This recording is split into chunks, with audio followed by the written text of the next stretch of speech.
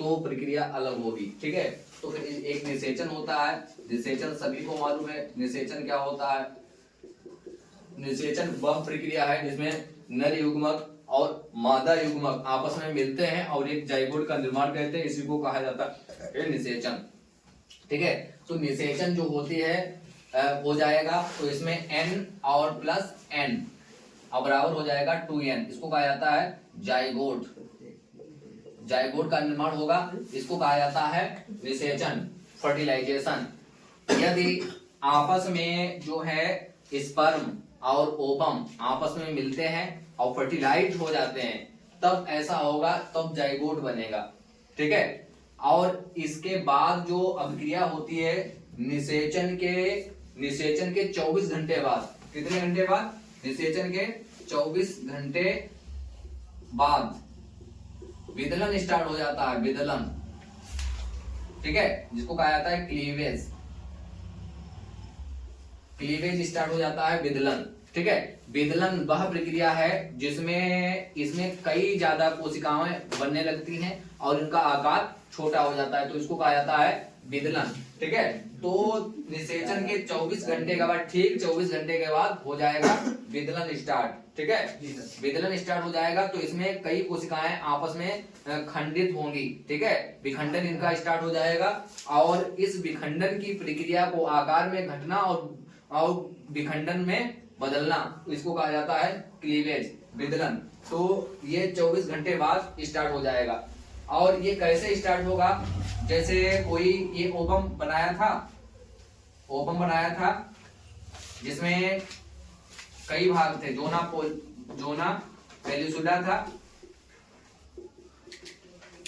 और इसमें फर्टिलाइज होगा जो स्पर्म, ये स्पर्म है, फर्टिलाइज होगा, और ये केंद्रक है। इसके बाद में जो प्रक्रिया होगी, अगर ये फर्टिलाइज हो जाता है तो ऐसा होता है, तो उसके बाद में जो है ये इस तरह की प्रक्रिया होगी, तो इसमें आ जाएगा स्पर्म। ठीक है, तो इसमें एक ध्रुव बन जाएगा, ये ध्रुवीय, और यहां पर बन जाएगा ऐसे करके, यहां पर नर और मादा गुणसूत्र होंगे, नर और मादा गुणसूत्र इसमें होंगे। ये जोना पॉलीसुडा होगा और ये इससे जो है अलग अलग ध्रुवों पर चले जाएंगे। ठीक है, क्रोमोसोम अलग अलग ध्रुवों में चले जाएंगे, तब ये पूरा विदलन होगा जिसमें ये खंड बन जाएंगे। ठीक है, खंड बन जाएंगे, इसमें पहले तो 2 खंड बनेंगे। कितने बनेंगे, 2 बनेंगे, 2 खंडी हो जाएगा, तो इसको कहा जाएगा, क्या कहा जाएगा, 2 खंड, 2 कोशिकीय। ठीक है, 2 खंड हो गए, तो इसको कहा जाएगा 2 कोशिकीय अवस्था। 2 कोशिकीय अवस्था। इसके बाद में ये अवस्था बढ़ती जाएगी। ठीक है, वही जेना पेलिसुडा है और केंद्रक है, ध्रुव भी यहाँ पर है और यहाँ पे ध्रुव है। ठीक है, इसके बाद में ये हो जाएगा 8 कोशिकीय, 2 से हो जाएगा 8 कोशिकीय हो जाएगा, तो इसमें 8 कोशिकाएं दिखा देना है, 8 कोशिकाएं दिखा देना है। ठीक है, ये हो जाएगा 4 कोशिकीय। उसके बाद में फिर ये हो जाएगा 4 से 8 कोशिकीय, 1 2 3 4 5 6 7 8, कितनी हो गई ये, 8 कोशिकीय हो गया। 10 8 कोशिकीय बाद में डबल हो जाएगा 16 कोशिकीय। अब ये बन जाएगा 16 कोशिकीय, 1 2 3 4 5 6 7 8 9 10 11 12 13 14 15 16। ठीक है, तो ये हो जाएगा 16 कोशिकीय,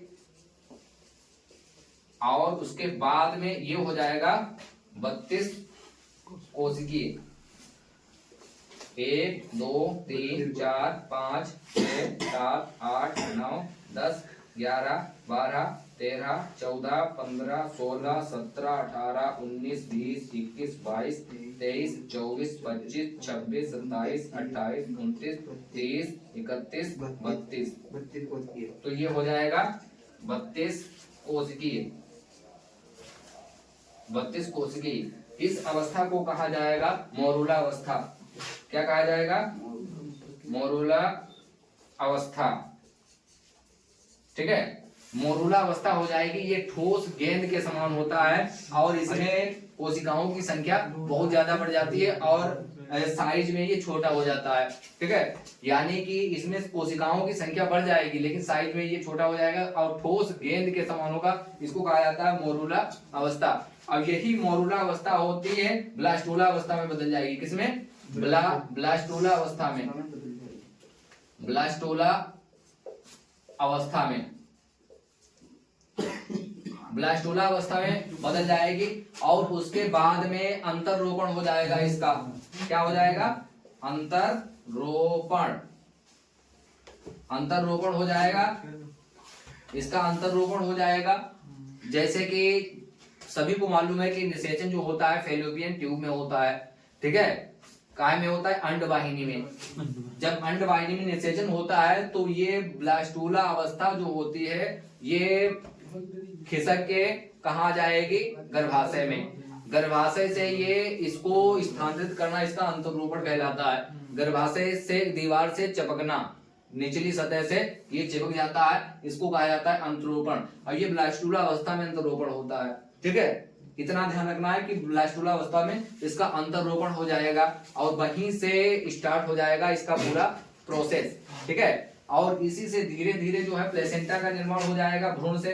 ठीक है, भ्रूण बन जाएगा और भ्रूण से ही प्लेसेंटा बन जाएगा। प्लेसेंटा, प्लेसेंटा, प्लेसेंटा से ही भ्रूण को जो है भोजन प्राप्त होगा रुधिर के माध्यम से। ठीक है, प्लेसेंटा जो होता है वो चिपका रहता है और उसी से इसको भोजन प्राप्त होगा भ्रूण को। भ्रूण के साइज बढ़ने लगते हैं। ठीक है, लगभग महीने, 1.5-2 महीने में इसकी धड़कनें भी बच्चे की सुनाई देने लगती हैं और इसको भोजन की प्राप्ति प्लेसेंटा से होती रहती है। ठीक है, उसके बाद में ये पूरी प्रोसेस चलेगी लगभग 266 दिनों तक। 266 दिनों के बाद में एक प्रसव पीढ़ा होती है। क्या होती है? प्रसव पीढ़ा। ठीक है, प्रसव पीढ़ा मतलब पेन होता है इसमें। ठीक है, प्रसव पीड़ा होती है और दर्द होता है जिससे कि जो है पूरी प्रोसेस होती है। भ्रूण जो होता है अब कंप्लीट मैच्योर हो जाता है। अब बच्चा जो होता है जन्म लेता है। ठीक है, इस अवस्था में तो ये 266 दिन की पूरी प्रक्रिया होती है। उसी दौरान जो होता है दुग्ध स्त्रावण होता है। बच्चे के लिए दुग्ध स्त्रावण होता है जिसको कोलेस्ट्रम कहा जाता है। तब ये पूरी प्रक्रिया इसमें हो चुकी है। कैसे हो चुकी है? मासिक धर्म भी हो गया है जिसमें पूरी प्रक्रिया आपको दिखाना है। निषेचन होगा, उसके बाद में विदलन होगा। विदलन जो होता है वो 24 घंटे बाद होगा फर्टिलाइजेशन के। निषेचन के 24 घंटे बाद विदलन होगा और विदलन के 7 दिन बाद जो होता है अंतरोपण होता है। कितने दिन बाद? 7 दिनों बाद। 7 दिनों बाद इसका अंतरोपण कहाँ हो जाएगा? गर्भाशय की निचली सतह पर इसका अंतरोपण हो जाएगा और फिर धीरे धीरे 266 दिनों के बाद इसका बच्चे का जन्म होगा। और बस